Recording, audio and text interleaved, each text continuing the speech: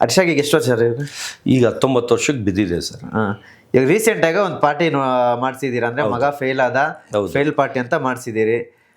ಅಂದ್ರೆ ಎಲ್ಲರೂ ಮನೇಲಿ ಫೇಲ್ ಆದ್ರೆ ಬೈತಾರೆ, ಹೊಡಿತಾರೆ, ಇನ್ನೇನೋ ಮತ್ತೆ ಕಟ್ಟಿ ಅದನ್ನ ಪಾಸ್ ಮಾಡ್ಕೊಳಪ್ಪ ಅಂತ ಹೇಳ್ತಾರೆ. ಬಟ್ ನೀವು ಹಂಗಲ್ಲ, ಮಗ ಫೇಲ್ ಆದ ಅಂತ ಹೇಳ್ಬಿಟ್ಟು ನೀವು ಪಾರ್ಟಿ ಕೊಟ್ಟಿದ್ದೀರಿ ಒಂದು ಪಬ್ ಅಲ್ಲಿ. ಹೌದು.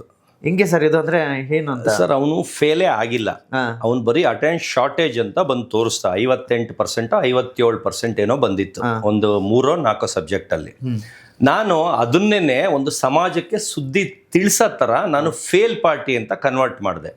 ಫೇಲ್ ಪಾರ್ಟಿ ದಿನ ನಾನು ಒಂದು ಸಮಾಜಕ್ಕೆ ಸುದ್ದಿ ಹೇಳಿದೆ, ಆದರೆ ಯಾರು ಅದನ್ನ ಪ್ಲೇ ಮಾಡಿಲ್ಲ, ಬರೀ ಒಬ್ಬರೋ ಇಬ್ಬರೋ ಹಾಕಿದರೆ ಅದು ವೈರಲ್ ಆಗಲಿಲ್ಲ. ಯಾಕಂದ್ರೆ ಒಂದು ಒಳ್ಳೇದು ನಾವು ತಿಳ್ಸಕ್ ಹೋದ್ರೆ ಅದು ವೈರಲ್ ಆಗಲ್ಲ, ಆದರೆ ಫೇಲ್ ಅಂದಿದ್ದು ಮಾತ್ರ ಫುಲ್ ವೈರಲ್ ಆಗೋಯ್ತು. ಅಂದ್ರೆ ಅವ್ನು ಫೇಲೇ ಆಗಿಲ್ಲ, ಎಕ್ಸಾಮೇ ಇನ್ನೂ ಬರ್ದೇ ಇಲ್ಲ, ಸ್ಟಾರ್ಟೇ ಆಗಿಲ್ಲ, ಬರೀ ಅಟೆಂಡ್ ಶಾರ್ಟೇಜು, ಅಪ್ಪ ಅಮ್ಮ ಬನ್ನಿ ಅಂತ ಕಾಲೇಜಿಂದ ಲೆಟರ್ ಬಂದಿತ್ತು. ಅದು ಬೇಕಾದ್ರೆ ಪ್ರೂಫ್ ನಿಮಗೆ ಕಳಿಸ್ತೀನಿ. ಅವ್ನು ಫೇಲೇ ಆಗಿಲ್ಲ, ಅವ್ನು 70% ತೆಗಿಯೋ ಸ್ಟೂಡೆಂಟು, ಅಂದ್ರೆ ತುಂಬಾ ಚೆನ್ನಾಗಿ ಓದ್ತಾನೆ. ಒಂದ್ ದಿವಸ ಪಾಠ ಕೇಳಿದ್ರೆ ಅದನ್ನ ಒಂದು ವರ್ಷ ಆದ್ರೂ ಜ್ಞಾಪಕ ಇಟ್ಕೊಳ್ಳೋ ಜ್ಞಾಪಕ ಶಕ್ತಿ ಜಾಸ್ತಿ ಇದೆ, ಅಷ್ಟು ಚೆನ್ನಾಗಿ ಬರೀತಾನೆ. 70% ಅವ್ನು ಫೇಲೇ ಆಗಿಲ್ಲ, ಚೆನ್ನಾಗಿ ಓದ್ತಾನೆ ಇದ್ದಾನೆ. ನಾನು ಅವತ್ತು ಏನು ಸಮಾಜಕ್ಕೆ ಸುದ್ದಿ ತಿಳಿಸೋ ಥರ ನಾನು ಮಾಡಿದ್ದು ಪ್ಲ್ಯಾನ್ ಅಂದರೆ, ಈಗ ನನ್ನ ಲೈಫ್ದು ಬ್ಯಾಕ್ದು ಮಾತಾಡ್ತೀನಿ. ನನಗೆ 80% ಬಂದ್ರು ನಮ್ಮಪ್ಪ ನೀನು ಇನ್ನೂ ಓದ್ಬೇಕಂತ ನನಗೆ ಹೊಡಿತಾ ಇದ್ರು, ಬಡಿತಾ ಇದ್ರು. ನಾನು ಒಂದೊಂದು ದಿವಸ ಎದುರ್ಕೊಂಡು ಮನೆಗೆ ಬರ್ತಿರ್ಲಿಲ್ಲ, ರಾತ್ರಿ 10:30ವರೆಗೂ ಬೀದಿಲಿ ಹಾಕ್ಬಿಡೋರು. ಅವಾಗೆಲ್ಲ ನಾವು 7 ಗಂಟೆ ಒಳಗೆ ಬಂದರೆ ಮನೆಯೊಳಗೆ ಧೈರ್ಯ, 10:30 ಅಂದರೆ ಬೆಳಗಿನ ಜಾವ ಥರ ನಮಗೆ ಭಯ ಚಿಕ್ಕ ಮಕ್ಕಳಿದ್ದಾಗ. ಆ ಥರ ಒಂದು ಹಿಂಸೆ ಕೊಡ್ತಾ ಇರ್ತಾರೆ. ಇವಾಗ ಎಷ್ಟೋ ಜನ 80% ಬಂದಿರೋರು ಸೂಸೈಡ್ ಮಾಡ್ಕೊಂಡಿರ್ತಾರೆ, ಇಲ್ಲ ಮನೆ ಬಿಟ್ಟು ಹೋಗಿರ್ತಾರೆ, ಇಲ್ಲ ನೇಣ ಹಾಕೊಂಡಿರ್ತಾರೆ, ಇಲ್ಲ ಇನ್ನೇನೋ ಮಾಡ್ಕೊಂಡ್ಬಿಟ್ಟಿರ್ತಾರೆ. ಏನಕ್ಕೆ ಅಂದರೆ ಯಾಕೆ 80% ತೆಗೆದೆ, ಯಾಕೆ 95% ತೆಗಿಲಿಲ್ಲ ಅಂತ ಹೊಡಿತಾರೆ. ಅಂದರೆ ಪಾಸಾಗಿ 80 ತೆಗ್ದಿದ್ದಾನೆ, ಇವಾಗ ಅವ್ರಿಗೆ ತಲೆಯಲ್ಲಿ ಎಷ್ಟಿದೆ ಅಷ್ಟೇ ಅವ್ರಿಗೆ ಓದೋಕ್ಕಾಗೋದು. ಅದು ಬಿಟ್ಬಿಟ್ಟು ಅವರು ಇನ್ನೂ ಓದು ಅಂತ ಪ್ರೆಷರ್ ಹಾಕಿದ್ರೆ ಇನ್ನೂ ಡೌನ್ ಆಗುತ್ತೆ, ಹೊರಕು ಅಪ್ ಆಗಲ್ಲ, ಇಲ್ಲ ಏನಾರು ಹೆಚ್ಚು ಕಡಿಮೆ ಮಾಡ್ಕೊತಾರೆ. ಈಗ ನೋಡಿ, ಮೊನ್ನೆ TV ನೋಡಬೇಡ ಅಂತ ಯಾವುದೋ ಹುಡುಗಿಗೆ ಬೈದಿದ್ಕೆ ನೇಣ ಹಾಕೊಂಡು ಸತ್ತೋಗಿದ್ದಾಳೆ ವೇಲಲ್ಲಿ. ಆ ಥರ ಮಕ್ಳಿಗೆ ಬೈಬೇಡಿ, ಮಕ್ಳಿಗೆ ಏನೇ ಇದ್ರು ಎಂಕರೇಜ್ ಮಾಡಿ, ಏನೇ ಇದ್ರು ಸಪೋರ್ಟ್ ಮಾಡಿ. ಅವ್ರ ಖುಷಿಯಿಂದ ಮೈಂಡು ಅವ್ರದ್ದು ರಿಲ್ಯಾಕ್ಸ್ ಇರುತ್ತೆ, ಅವ್ರು ಇನ್ನೂ ಚೆನ್ನಾಗಿ ಓದ್ತಾರೆ. ಅದು ಬಿಟ್ಟು ಓದು ಅಂತ ಹೊಡಿಯೋದು, ಹಿಂಸೆ ಕೊಡೋದು, ಆಮೇಲೆ ಭಯ, ನೀವು ಹೊಡಿಯೋದು. 80% ಬಂದಿದ್ರು ಹೊಡೆದಿರೋರು ಎಷ್ಟೋ ಜನ ಮಕ್ಕಳು ಸೂಸೈಡ್ ಮಾಡ್ಕೊಂಡು ಸತ್ತೋಗಿದ್ದಾರೆ. ಪಾಸ್ ಆಗಿರೋರನ್ನ, ಅಂದರೆ ಫೇಲ್ ಆಗಿರೋರ ಕತೆ ಇನ್ನೇನು. ಅಂದರೆ ಆ ಲೆಕ್ಕಕ್ಕೆ ಇದು ಮಾಡ್ತಾರೆ. ಅದರಿಂದ ಈಗ ಮಗ ಶಾರ್ಟೇಜ್ ಅಂತ ಬಂತು, ಅದಕ್ಕೆ ಫೇಲ್ ಅಂತ ನಾನು ಪಾರ್ಟಿ ಮಾಡಿ ನೋಡಿ, ಫೇಲ್ ಆದ್ರೂ ಹೆಂಗೆ ಪಾರ್ಟಿ ಕೊಡಿಸ್ತಾ ಇದ್ದೀನಿ ಅಂತ ಸಮಾಜಕ್ಕೆ. ಹಂಗೆ ಅಂದರೆ ಅವ್ರ ತಲೆಯಲ್ಲಿರೋಷ್ಟೇ ಓದಕ್ಕಾಗೋದು, ನೀವು ಪ್ರೆಷರ್ ಹಾಕಿದ್ರೆ ಓದಕ್ಕಾಗಲ್ಲ ಅಂತ ಒಂದು ಸುದ್ದಿಗೋಸ್ಕರ ಮಾಡಿದ್ದು. ಆದರೆ ಒಳ್ಳೇದು ಇಬ್ರೇಬ್ರು ಹಾಕಿದ್ದಾರೆ ಕಾಟಾಚಾರಕ್ಕೆ, ಅದು ಓಡ್ಲೇ ಇಲ್ಲ. ಫೇಲ್ ಅಂದಿದ್ದು ಮಿಲಿಯನ್ ಗಟ್ಟಲೆ ಓಡ್ಬಿಡ್ತು. ಅಂದರೆ ನೀವು ಎಲ್ಲ ಎನಿ ಟೈಮು ಅಂದರೆ ಸೋಷಿಯಲ್ ಮೀಡಿಯಾದಲ್ಲಿ ನೀವು ಸೌಂಡ್ ಮಾಡ್ತಾ ಇರ್ತೀರಾ. ಹೌದು. ಎಷ್ಟು ಹೆಸರು ಮಾಡ್ತಿದ್ದಾರೋ ಅಷ್ಟೇ ಒಂದು ನೆಗೆಟಿವ್, ಒಂದು ಹೇಟರ್ಸ್ಗಳು ತುಂಬ ಇದ್ದಾರೆ ನಿಮಗೆ.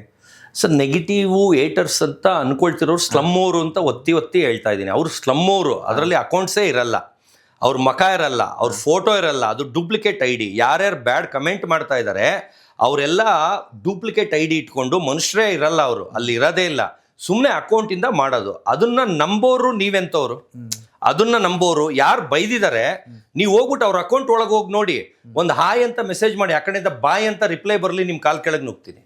ಆ ಥರದಕ್ಕೆ ನೀವ್ಯಾಕೆ ತಲೆ ಕೆಡಿಸ್ಕೊಂಡ್ರೆ ನಾವು ಫುಟ್ಪಾತಲ್ಲೇ ಇರಬೇಕಾಗತ್ತೆ. ಅಂಥವ್ರಿಗೆ ತಲೆ ಕೆಡಿಸ್ಕೊಂಡ್ರೆ ನಾವು ಅದು ಸಮಾಜಕ್ಕೆ ತಲೆನೇ ಕೆಡಿಸ್ಕೋಬಾರ್ದು. ನಮ್ದೇನು ನಮ್ದು ನಡ್ಸ್ಕೊಂಡು ಹೋಯ್ತಾ ಇರಬೇಕು, ಮೇಲಕ್ಕೆ ಹೋಯ್ತಾ ಇರಬೇಕು. ಇವತ್ತು ನಂಬರ್ 1 ಅಲ್ಲಿ ಇದ್ದೀನಿ ಸರ್. ಗಿಲ್ಲಿಗಿಂತ ನಾನು ವರ್ಲ್ಡ್ ಫೇಮಸ್ ಸರ್, ನಾನು ಇಂಟರ್ನ್ಯಾಷನಲ್ ಸರ್, ಅವ್ನು ಬರೀ ಕರ್ನಾಟಕ ಸರ್.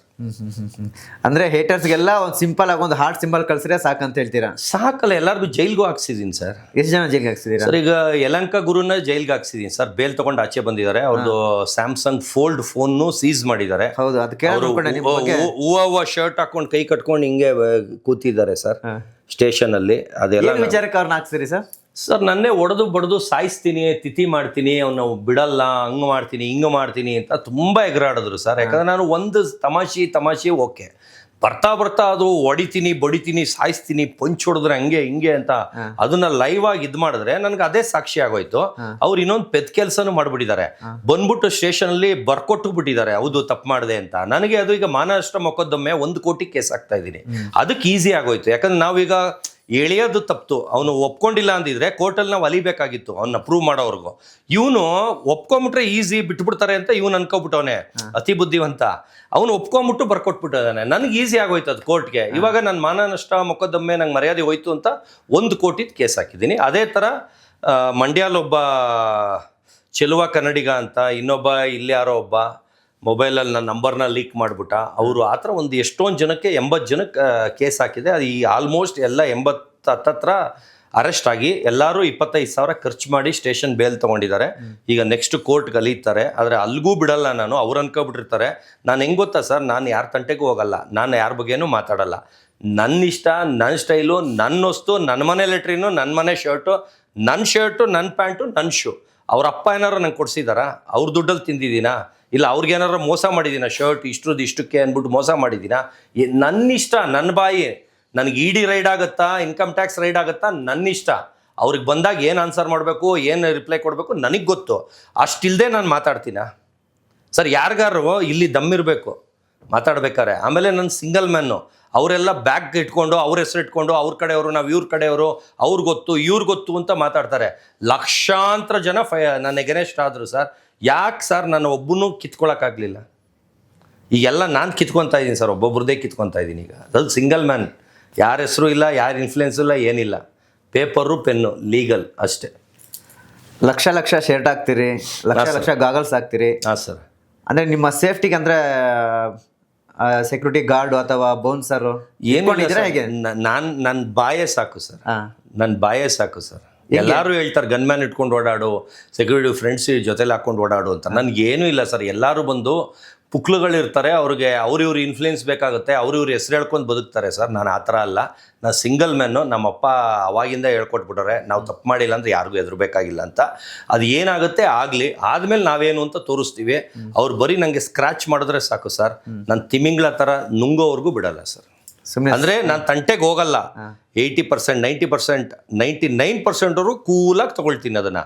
ಅದು ಯಾವಾಗ 100%ಗೆ ಮಿತಿ ಮೀರುತ್ತೆ ಆವಾಗ ನಾನು ಯಾರು ಅನ್ನೋದು ತೋರಿಸ್ತೀನಿ. ಅದು ಏನು ಬೇರೆಯವರಾದರೆ ಜಗಳ ಎಲ್ಲ ಆದಮೇಲೆ ಅಯ್ಯೋ ಏನೋ ಆಯಿತು ಕಾಂಪ್ರಮೈಸ್ ಮಾಡ್ಕೊಬಿಡಿ ಅಂತ. ಈಗ ಅವ್ರಿಗೆ ಯಲಂಕ ಗುರುಗೆನೆ 3 ಜನ ಫೋನ್ ಹೊಡೆದ್ರು ಸರ್ ನನಗೆ, ಏನೋ ಆಗಿದ್ದಾಯ್ತು ಕಾಂಪ್ರಮೈಸು ಅಂತೆ, ಹಂಗೆ ಹಿಂಗೆ ಅಂದರು. ನಾನೇನು ಬಕ್ರಾನ ಸರ್ ಅಂದೆ. ನಾನೇನು ಬಕ್ರಾನ ಅಂದೆ. ಕೆದಕ್ಬೇಕಾದ್ರೆ ತಲೆ ಇರಬೇಕು. ಈಗ ಕೆದಕಿದ್ದಾರೆ. ಇವಾಗ ನಾವು ಯಾರು ಅಂತ ಈಗ ನಾವು ಲೀಗಲ್ ಆಗಿ ತೋರಿಸ್ತೀವಿ. ಅವ್ರ ಥರ ನಾವು ಇಲ್ಲೀಗಲ್ ಕೆಲಸ ಮಾಡಲ್ಲ. ಇವ್ರದ್ದು ರೋಲ್ ಕಾಲು ಎದುರಿಸೋದು, ಬರೆಸೋದು, ಬೈಯೋದು. ಈಗ ಅವ್ರಿಗೆ ನಾನು ಯಾರು ಅಂತಾನೆ ಗೊತ್ತಿಲ್ಲ, ನನಗೂ ಅವ್ರು ಯಾರು ಅಂತ ಗೊತ್ತಿಲ್ಲ. ಅವ್ರ ಹತ್ರ ಒಂದು ದಿವಸನೂ ಮಾತಾಡಿಲ್ಲ, ಅವ್ರು ನಾವು ಫೇಸ್ಗೂ ನೋಡಿಲ್ಲ. ನನಗೂ ಅವ್ರಿಗೂ ದುಶ್ಮನಿನೇ ಇಲ್ಲ ಅಂದಮೇಲೆ ನನ್ನ ನೋಡೋದು ಸಾಯಿಸ್ತೀನಿ ಅಂದರೆ ನಾನು ಬಿಡ್ತೀನ? ಇವಾಗ ನೋಡಿ ಅದನ್ನು ಯಾವ ಲೆವೆಲಿಗೆ ತೊಗೊಂಡು ಹೋಗ್ತೀನಿ ಅಂತ.